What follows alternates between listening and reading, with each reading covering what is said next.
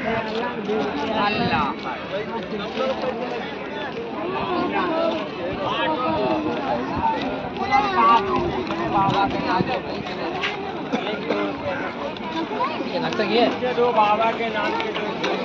आप लोग बाहर आके दरगाह कंपाउंड में बैठो। समुद्र में कोई मत जाओ, दरगाह कंपाउंड में आके बैठ जाओ। आप लोग को बार-बार अनाउंस करके बोला जा रहा है कि समुद्र में जाना और आना दोनों मना है।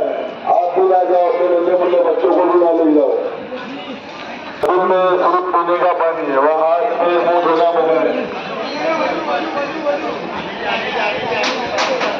दरगाह कंपाउंड में जितने भी शादी बच्चे अपने घर को साफ रखो, वैसे आगे कंपाउंड में साफ रखो। साफ सफाई में आधा हुआ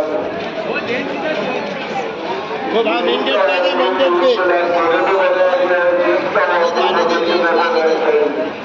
भाई चप्पल निकाल दो।